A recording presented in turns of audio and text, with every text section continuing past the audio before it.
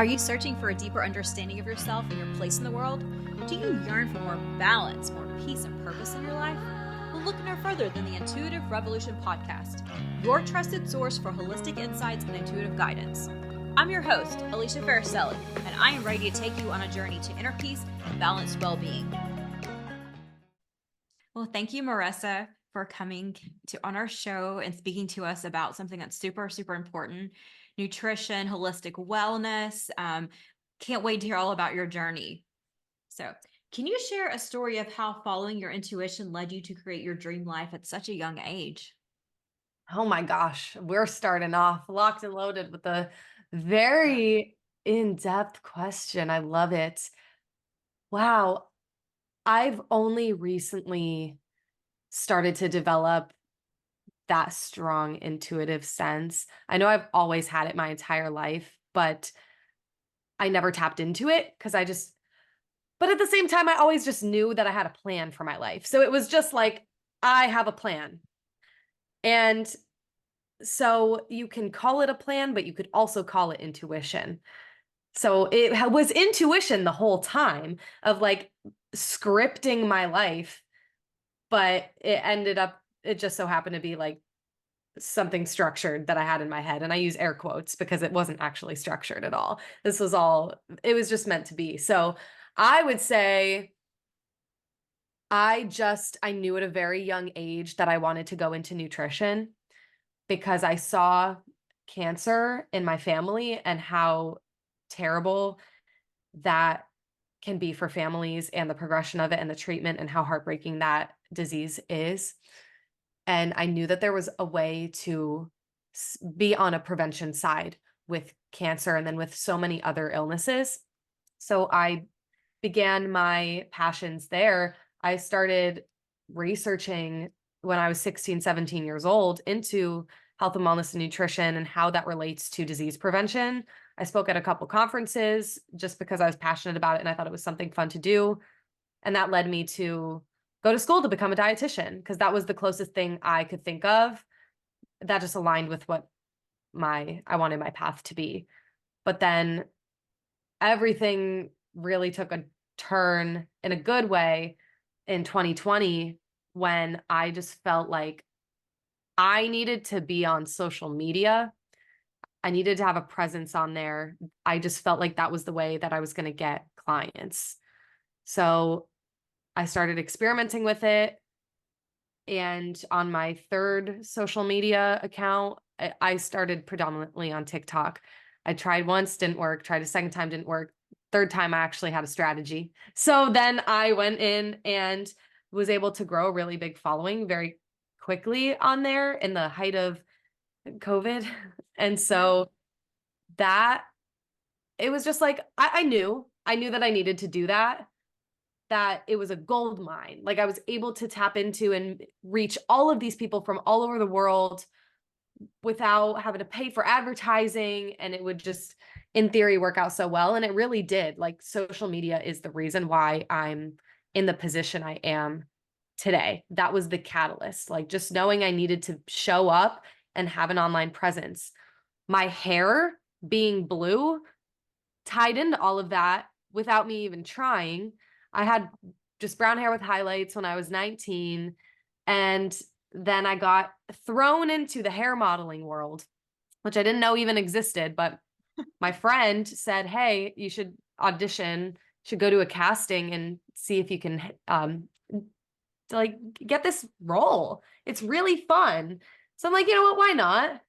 So I think I always followed just that sense of why not? If it's fun, if it feels good, if it's not harming me or anyone else, let's see where this leads.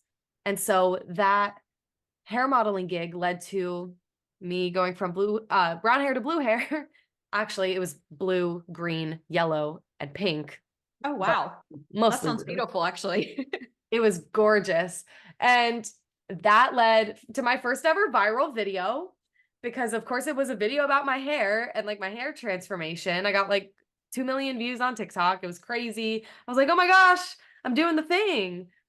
But then I transformed it into more health and wellness, but my hair was such a big part of who I presented online. And that made me stand out. That made me super unique.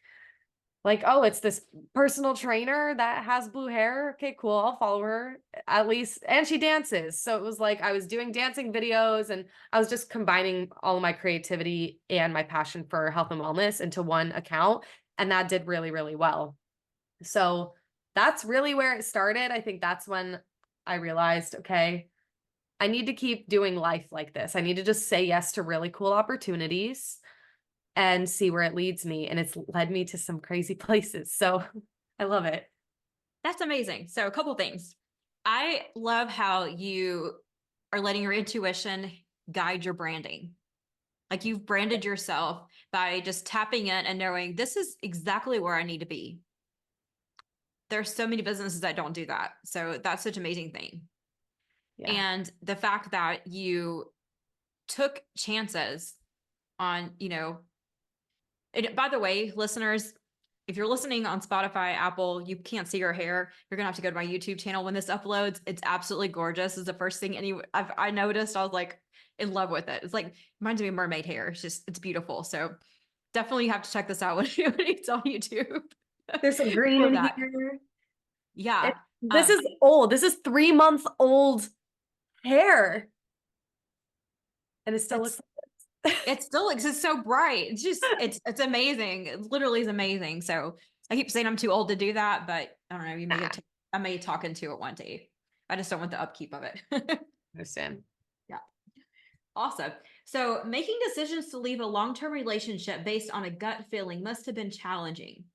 Can you talk about what that experience was like and how it contributed to your personal growth? Yes. So for those that don't know, I was in a 4.5 year long relationship. I met my ex-boyfriend on Tinder in college, right out of a 1.5 year long relationship. So I gave myself 48 hours to get over it. And I got right back out there because back then I didn't know how to be alone.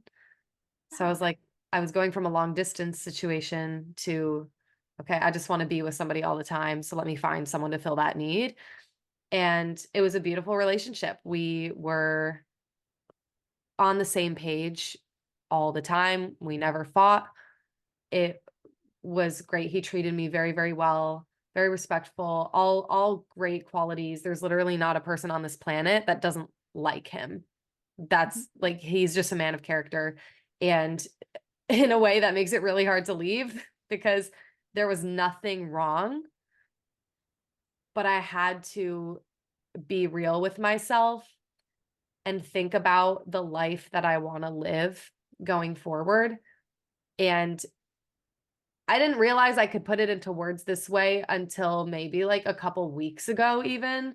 But when I really think about it, I'm like, the woman I want to become and I see myself becoming is not compatible with the man that I was with. Our energies, I could just feel, and it started about the summer of 2023 and we ended things October of 2023, so the fall. I could just feel a difference in our energies. Mm-hmm.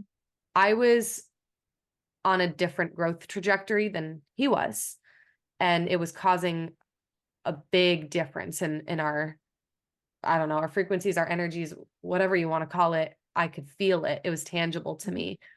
So when I brought up that I wanted to end the relationship, the first thing that was out of my mouth was, I feel different.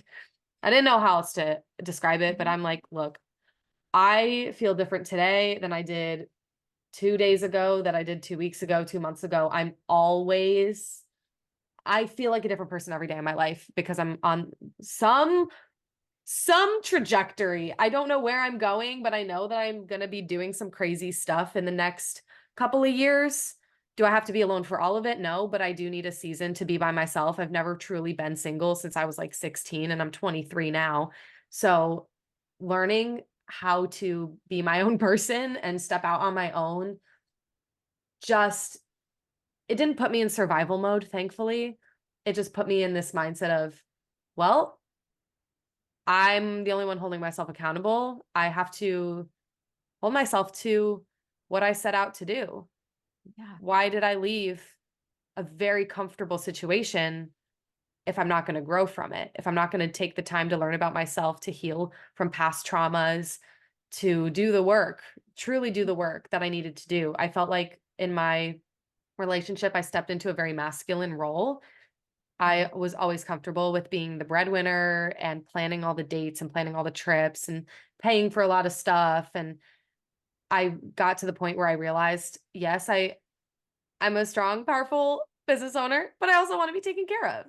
Yeah. And I want to be in a relationship that allows me to just soften and be very feminine and like not have to worry about anything when I'm with that person. Because in my day-to-day life, I'm always not worrying, but I always have decisions to make and I have to delegate and I have to do all the things. So I'm always in that like very masculine business structure mind. So when I'm with someone I love in a romantic relationship, I just want to like be taken care of. And I feel like I'll get to that point one day.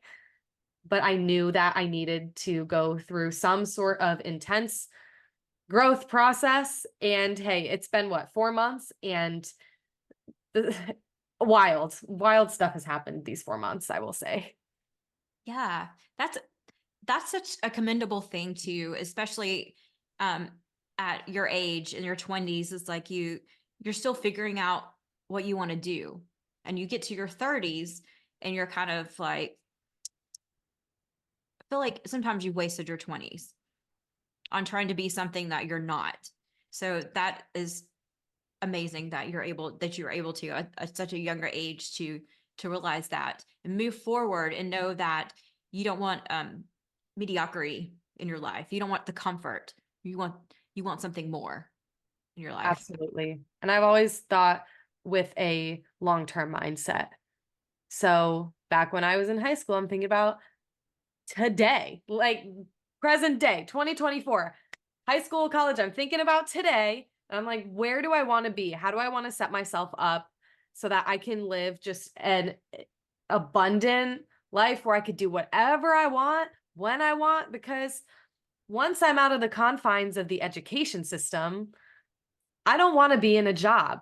I want to be my own boss. And I knew this going into it. So I'm like, what habits do I want to secure now that will set me up to be the person that I want to be? And then it's just like this, I'm always thinking long-term, big picture Yeah. because I do feel very intuitively led in that way that I can just do that and understand like, oh, I want to go to Australia this year. Do I have any plan yet? No, but it's going to happen. I'm very confident in that. Yeah, absolutely. Manifest that in. Awesome. And I love the conversation about realizing that you were having to bring too many masculine qualities that were not on your comfort level into a relationship.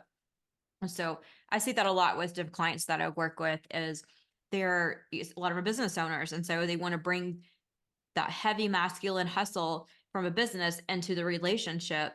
And then they're wondering why they don't feel secure and safe inside of it. And Right. so they don't know how to soften. And it takes both people to be able Yes. to have that. It takes the right chemistry, the right energy, as you said, to be able to go into that, to be able to have the masculine, feminine, and then to bring out the feminine qualities also in your partner and the masculine qualities in your partner. So yeah, Mm-hmm. that's a big deal in relationships. So big. It is super, yeah. So your journey to becoming a registered dietitian is quite impressive. What inspired you to pursue this path, and how has it shaped your approach to health and wellness? So, like I said in the beginning, with I'll get in a little bit more detail with that. My father's cousin was diagnosed with stage 3 lung cancer when I was about 15 years old, and he passed away within a year going through conventional treatments. And hearing the doctor's recommendations for diet just did not seem like they made sense. So then I started to look into this. I'm like, well, I had a friend in elementary school. Her dad died of cancer, and I watched him lose weight and become completely unrecognizable. and the heartbreak that happens as a result of that. And just seeing this theme really shook me to my core. And I understood that I wanted to make an impact in some way, but be outside of the hospital scenario. A lot of dietitians work clinically. That's where most people know of dietitians. Now, wherever you find food, you'll find a dietitian, but a lot of people think clinical. And I did work in a hospital during my internship. And what that looks like is you're going and seeing 10 to 25 patients back to back all day. You go in the room, you ask them a few questions like, did you eat? How is your appetite? You assess their weight loss. And then you go into an office. Mine had no windows. And you type away a chart. It usually takes like 10 to 20 minutes per person. And then you prescribe them an Ensure or some other like protein supplement, or you give them a order for a gastric tube or IV nutrition. But then after that, they get discharged at some point and you never see them again. And in reality, you had maybe 10 minutes worth of impact on their life. And I couldn't see myself doing that. It didn't feel like, yes, their dietitians in the hospital are 100% necessary. They have a very important role, and not a lot of people recognize that, but I do want to make it known that they do. I just didn't see myself in that role. I saw myself in more of the preventative side and the long-term care of being able to watch a client's progression over the course of months, potentially years. Like some of my clients that I work with now, I've worked with for over a year at this point, and seeing their growth and their change, not just in what they eat, but in their mindsets, their outlook on life, their daily habits outside of food. It's so inspiring. And I love to have that really close connection. I love to have that sense of community. So, and then on top of having entrepreneurial parents, it was like the perfect mix. I knew that I never wanted to have a boss. That was very clear from the get-go. Of course, I had jobs in high school, but beyond that, even in college, I had sales jobs. I always just wanted to be in control of my own income and do whatever I want with that. So that's where I'm at now. Yeah, that's awesome. I So think you've spoken about healing gut and hormone imbalances, which by the way, I'm totally into that from the source. Could you explain the connection between the nervous system and gut health and how this understanding influences your healing? So the gut and the nervous system are directly in communication with each other all of the time. It's called the HPA axis, the gut brain connection, where if you are experiencing a sense of anxiety, for example, like mental anxiety, mental stress, something happens that's overwhelming you, causing you to panic a little bit, your body sends out this slew of hormones like adrenaline, cortisol, epinephrine, norepinephrine that cause a certain cascade of reactions in the body, like your blood pressure increasing, your heart rate, your breath increasing. And what that actually does is it pulls energy away from your gut and doesn't allow your gut time to digest food. It constricts everything. This is when a lot of people will get acid reflux if they've just eaten. And because we have two different responses in our nervous system, our parasympathetic, which is our rest and digest, and our sympathetic, which is our fight or flight. Right. And depending on which one you're in, rest and digest, it's right in the name. You want to be in the parasympathetic response most of the time so that you can relax, recover from a long day's work, and eat and digest your food without uncomfortable symptoms. A lot of people are stuck in fight or flight, in a state of chronic stress. Now, stress is a good thing. Acutely, meaning short term, if like you're swerving away from a crazy Floridian driver that's about to hit you daily. You need to make sure that you have a really rapid response time. And yes, your heart rate's and you're going to get in primal focus mode. But being in that state for too long can actually damage the immune system. It in some cases can even cause autoimmunity, where your immune system doesn't know right from wrong and starts attacking your own cells, your own body systems. It's crazy, but it happens so often nowadays. I'm seeing autoimmunity cases like POTS, for example, all the time. Oh. And that will also impact the gut negatively if you are in a constant state of stress. You're never able to truly get back into that rest and digest mode.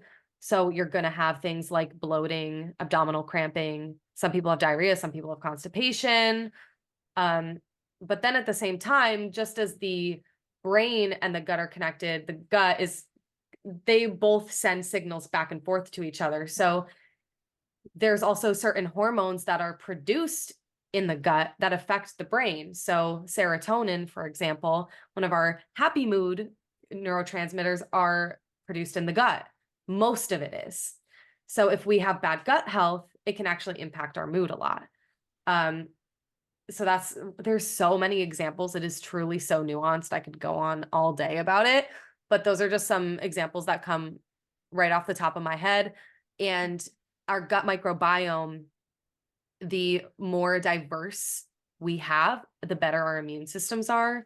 And the more we crave healthier, more nutrient diverse, nutrient dense foods, which is also really interesting. And those foods are also going to impact our mood. Vitamin D is essential for brain health. So there's so many things, like I said, but all in all, they are extremely connected. So, what would you say someone who suffers from high anxiety and stomach issues, cramping, diarrhea, all that stuff, what would you say would be a good first step for them? Well, considering everybody is individualized, I like to look at what they're eating, but also how they're sleeping, what their exercise routine is like, what their work-life balance is like, what they do at work, what they do when they get home. All of it is going to play a part in how they feel and how it's affecting their gut. Sleeping enough, of course, is essential, but if our cortisol is out of whack, it can cause people to be exhausted all day, but wired at night. And then the cycle just continues to repeat and they get terrible sleep, which is going to indirectly impact the way your body's able to digest food as well. So it's a lot of big picture stuff at first to see where we can identify stressors in different areas. This is usually the protocol I follow. We identify environmental, lifestyle, and nutritional stressors. Then we look at which ones you can reasonably reduce or eliminate. I have a stressor score checklist / quiz that I give new clients where they can see all of these different stressors and check off, oh, yep, that's me, that's me, that's me. And then at the bottom, I give them a range of like, okay, well, maybe you just have a couple stressors here and there. These are pretty easily managed. We'll get through this quickly. Or you're in constant fight or flight. You have over 16 daily stressors that are causing you problems. And all of them in some way are playing a part into your gut and hormone health. So you can't heal from the problem if you don't remove the trigger. You can't heal in the same environment that made you sick. So that means, like, on a broad scale, if you live in a toxic living situation, which I know all too well, back in 2021, I was living in a very toxic living situation while trying to heal my gut and hormones. I was eating clean, I was sleeping, I was doing all the things, but nothing was working. It just felt like I was stuck. And then once I was able to move out of that environment, that's when the needle started to move. Not the needle on the scale, but the needle, the actual Your health. the health. But Yeah. then looking at hydration is important, making sure that the exercise that they're doing is conducive to being healthy for their nervous system. There was a time where I was weightlifting 5 to 6 times a week and not doing any other form of exercise, and I was always stressed out. So I'm stressed out, and then I'm going to lift weights and adding more stress, because resistance training is stress. Not a bad thing. Again, stress isn't always bad, but when you're already overburdened with stress, adding that kind of movement or high intensity interval training or sprinting isn't aligned. You want to downregulate your nervous system. You want to pull into like lighter movement styles like qigong or yoga, walking, slow dance, like even contemporary dance, things like that, ballet. Those can all just help you downregulate your nervous system, get out of that fight or flight. So that's one thing I see a lot with clients as well. And what else? So we identify the triggers, we remove the ones we can. There's going to be always some non-negotiables, things that you can't change or you can't change right away, and that's fine. But limiting or reducing what we can, and then improving the body's resilience to stress, because there's two sides to stress management. It's the elimination, but it's the improving resilience, because everybody is going to go through highs and lows in life. I'm just here to make the lows less low. Yeah. Like if you get sick, for example, I got a little cold after going to New York City for 24 hours and dealing with the 50-degree temperature difference. My immune system's like, what are you doing? You're around a bunch of people and now you're in 20 degrees and now you're back. So yeah, I got sick. I got a fever. I was over it in 24 hours. Whereas a couple years ago, I would have been down for at least a week. So it's just improving resilience. That comes from lifestyle and nutrition habits, the way you eat, eating the right foods that work for your body, the right lifestyle for you, waking up at a proper hour, having a good wake up routine, having a good wind down routine at night, so you can support your body's natural cortisol production to be more in line with how it should be. How busy you are at work, making sure you're taking time at work to eat lunch, undistracted, chew your food thoroughly, slow down, add some meditation to your day, add some breath work. I like to encourage my clients to have at least 1 to 3 mindfulness habits plugged into their day. And it can be something as simple as like a 5-minute breath work that they look up on YouTube. That's totally free. Just something to slow down. And because we get stuck in this autopilot, this go, this hustle all the time, especially as entrepreneurs, business owners, it's very common. So slowing down can be so, so helpful. So that's stage 3. We improve resilience, and then we focus really heavily on the mindfulness practices that you can continue to add so that all of the rest is supported. So it's very whole body. I'm not just looking at, okay, what's the gut doing or what are your hormones doing? It's your entire life is going to impact those two things. Yeah. If one body part doesn't work, then it affects another body part. Yeah. Kind of a cycle going, and people don't really think about that. They're like, oh, well, my arm hurts today, but creates an imbalance. Yeah. So as a dietitian, how do you incorporate intuition into your practice? And how do you encourage your clients to do the same? That is a good question. And that is something I'm learning so much this year. I actually saw a psychic 2 days after I broke up with my boyfriend. And she said specifically that I would be using my intuition in my practice, in my career so much, and that there's so much untapped potential that you are just like right there, you're about to unlock.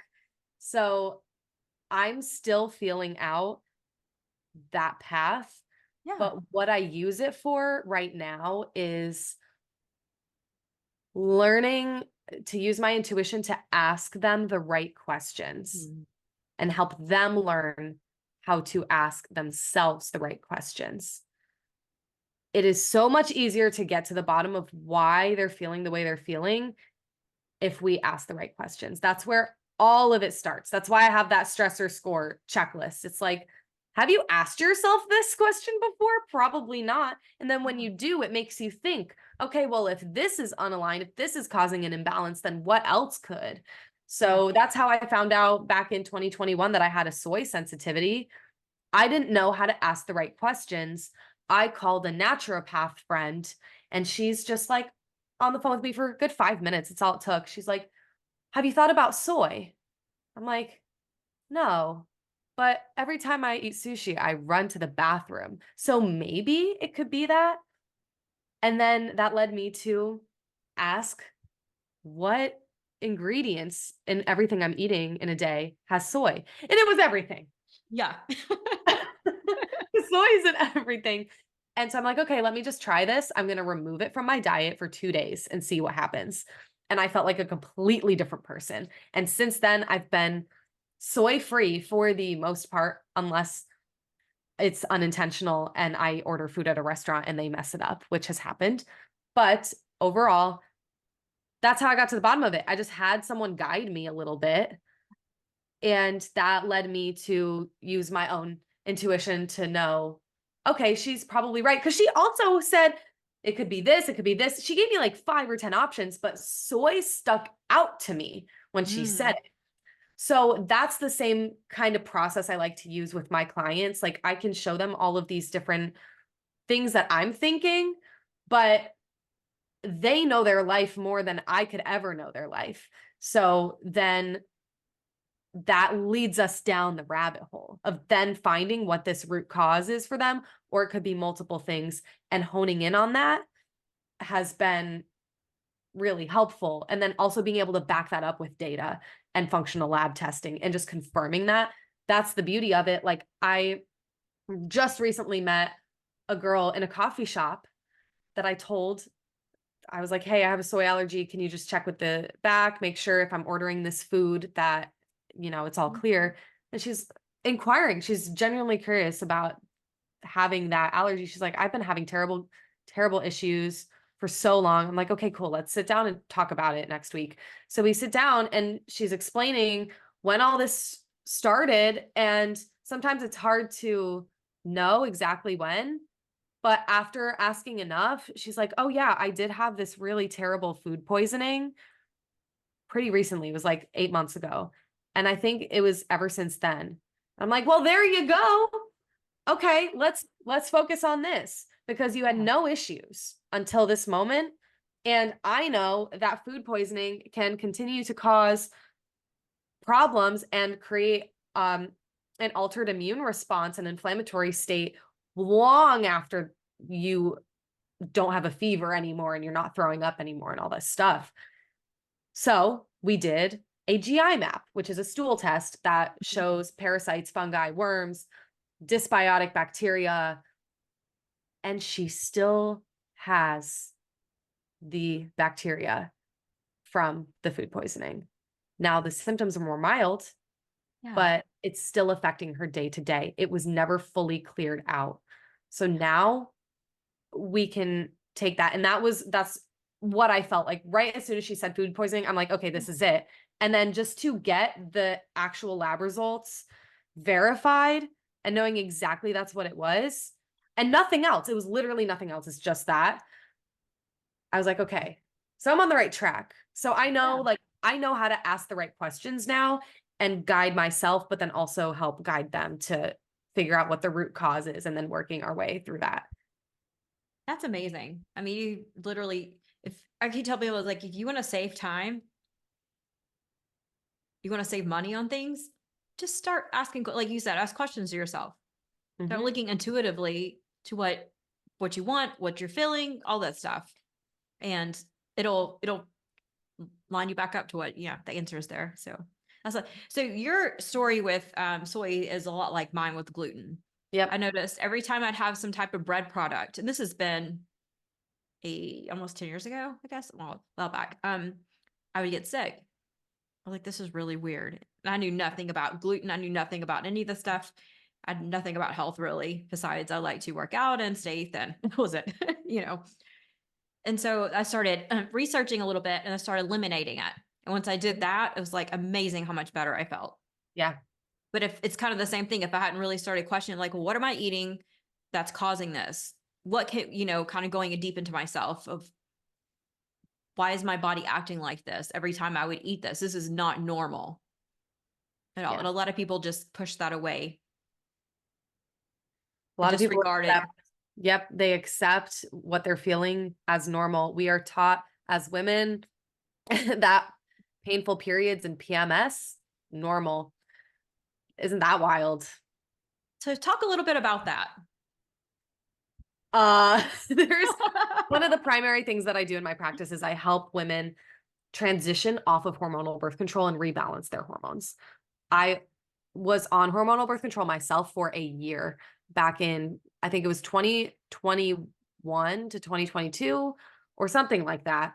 And I witnessed firsthand how it negatively impacted my gut health. I didn't have a problem with soy until after I Oh, was wow. done with birth control. Actually, during birth control was when I had started getting really bad gut issues because gut and hormones are very aligned. A lot of hormones are produced in the gut.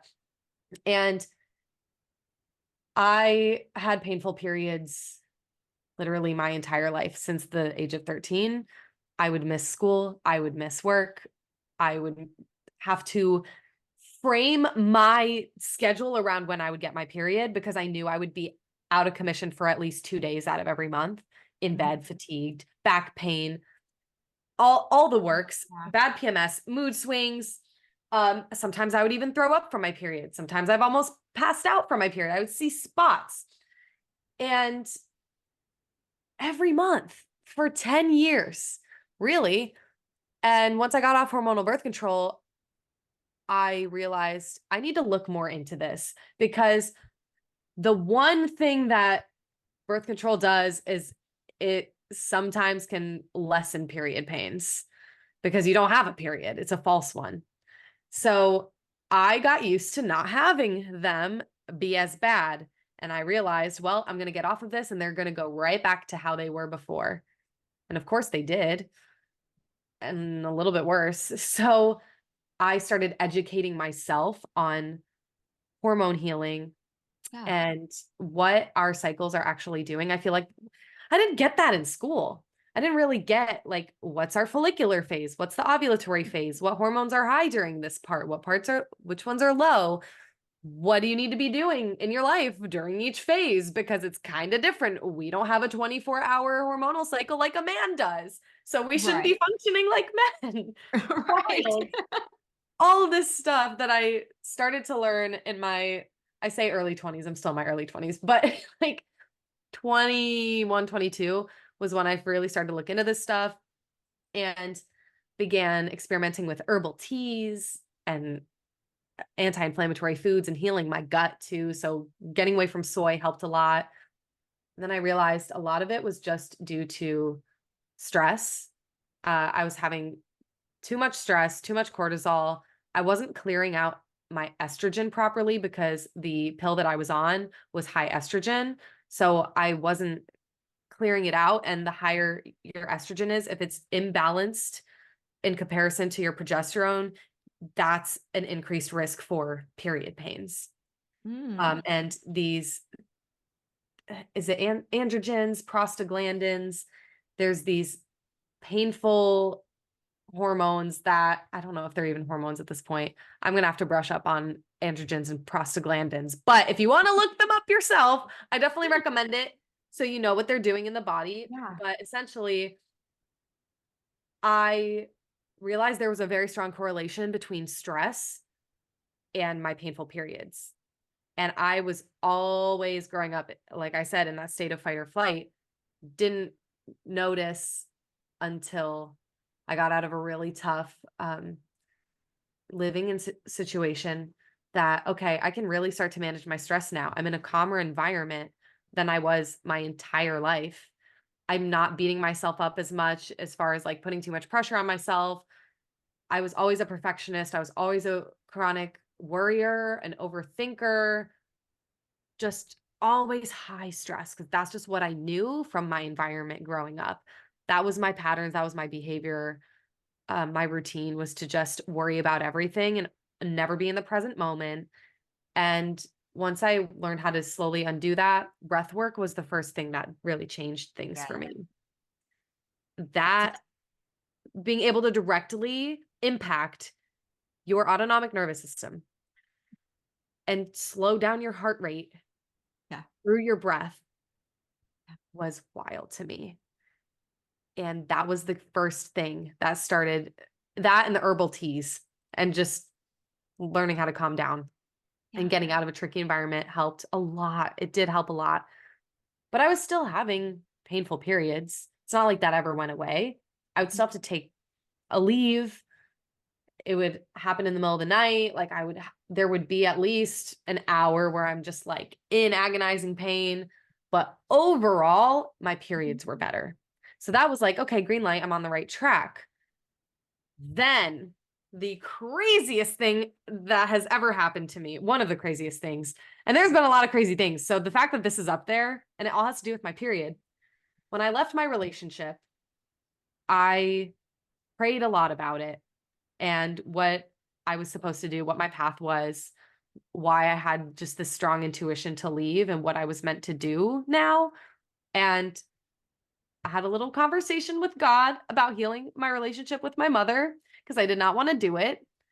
And we hadn't talked in about 2 years because of my parents' divorce. We had a really rocky relationship. I ended up blocking her. We just couldn't be in communication for a very long time. Mhm. And what I came to realize was I would have never sought to heal the relationship with my mom unless I left this relationship with my partner, because he was my safety net and my blanket. Like, Ooh. just, I always felt like he was everything I needed. So I never would have made that a priority, even though I needed it for my soul and my healing.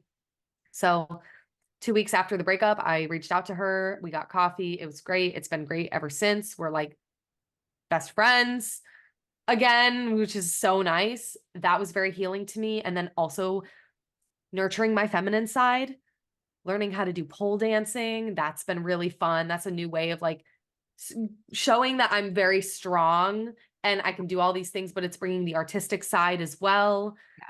It's just perfect for me. I have a pole in my dance studio, which is in my garage. And so I can access it at any time. And working on like more feminine movement styles in dance have been great. And nurturing strong female friendships and understanding like that the friendships I had with girls in elementary, middle school, high school, college did not have to be the same. Like, it doesn't have to be catty, it doesn't have to be competitive. Girls aren't like the way that I thought they were. Like, I don't have to have drama. We can have open communication. We can say I love you to each other. We can just be there for each other, support each other, lift each other up. Yeah. And I never really sought out female friendships because I was always in a relationship. So Yeah. all this time. And that was so healing to my soul as well. Like, getting to say that I have girl best friends is not something I've been able to say since high school. And then that was like freshman or sophomore year. So Yeah. it's been a really long time and I'm finally in that place. And I'm just doing so much inner work. I'm tapping into my feminine so much that my period ended up being 16 days late. And I was confused because my period's always super regular. If anything, as terrible as they were always regular. So that's Yeah. the one thing I could rely on in life is I could plan my schedule around my period because it was always on the same day. Well, it was 16 days late and I'm like going through the checklist in my head of what I would go through with a client. Why is your period irregular? What's changed with your nutrition, your exercise, your stress levels, your sleep? Have you traveled? And all of this was just, no, everything's exactly the same. So my intuition, I like to joke about it a lot. So I was like, oh yeah, it's just the moon. The moon is doing something. And that's why my period is late. I was joking, but also knew that there was no other explanation. But I knew, I was like, there's something going on. Yeah. And then on December 12th, I got my period, and that was the new moon. Wow. And I don't know if you know this, but Yes. women historically align their periods with either the new moon or the full moon. If they're energetically aligned to do so, I guess. Back in the day, way back in the day. Yeah. And we've gotten away from that in modern society. I never was synced up with the moon. This is never something I even thought about. Yeah. Not only this, yes, it was synced up with the moon. It was my first ever pain-free period. When I tell you, not even a little cramp. It was completely pain-free. I was like, is this a fluke? Am I dreaming? This has never happened in my entire life. And then January rolls around, the new moon again. It happened again. And I'm like, Wow. okay, this is not a fluke. I'm changing. This is change. This is progress. I'm healing my hormones, like completely. I feel completely aligned. It's so funny it's a new moon because that's when you want to bring stuff in. And so Yeah. like you've almost manifested in a pain-free period. You've manifested your femininity, all that stuff aligns up. So it makes so much sense why that would be happening. All the synchronicities. I love that. That's amazing. Yeah, it's not just, that's why I'm like, it's not just about nutrition. Yes, nutrition is a big part of a lot of things, but that's why I don't just focus on that one realm with my clients. There's so much more to it. It's crazy. Than eating your apples and spinach. For that. So yeah. Exactly. So looking ahead, what are your aspirations for continuing to empower busy women to break free from chronic stress? And how do you plan to evolve your practice as an intuitively led dietitian?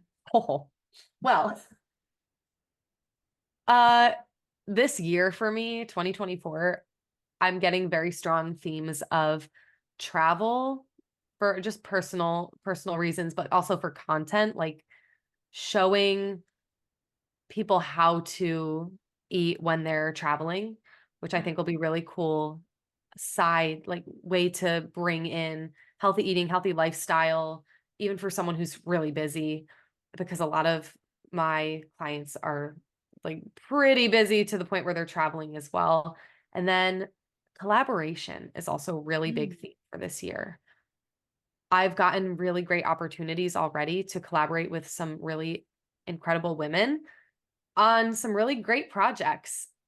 I don't know how much I can say yet, but my business coach recently approached me about a business idea that she has, and it aligns dance and education and nutrition. And because I am an educator, and that doesn't just revolve around food, even though I'm a dietitian, it's a very small facet of the big picture. I love teaching in so many different ways just because I love learning and I love the spark, the creative spark that you get when you're like, you have those aha moments when you're learning something new. I love giving that to people. So it's not just with nutritionists, with dance as well, just because that's like, it's my favorite thing to do. One of my favorite things to do. So she basically got on a Zoom call with me and like lifted up a silver platter and opened it and was like, here's everything you ever want to do with your career.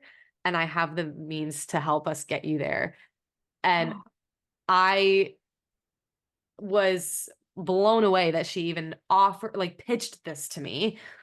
And I'm so excited to work on whatever this project is with her, because it feels so intuitive. It feels so right. The timing feels perfect. And then I'm collaborating with my friend Erza. She does these moon picnics. She's New fabulous. full moon. She's awesome. I'm going to teach a workshop on self-confidence, self-love, and empowerment, and just tying in all of this. Because she's so sweet. We met and she wrote down all of my talents on a notebook. And it was Of like, course, she's like pointing them out to me.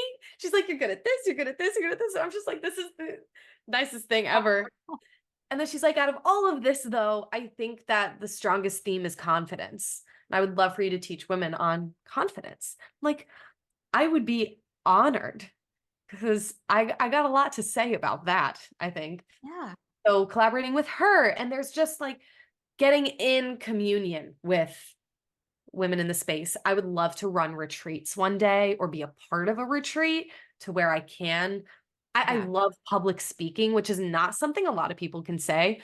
I would be very comfortable getting on a stage with a microphone in front of 10,000 people. So that might be on my horizon. I also love writing. I know in my heart and soul that I'm supposed to write a book one day or When you know, you multiple. know.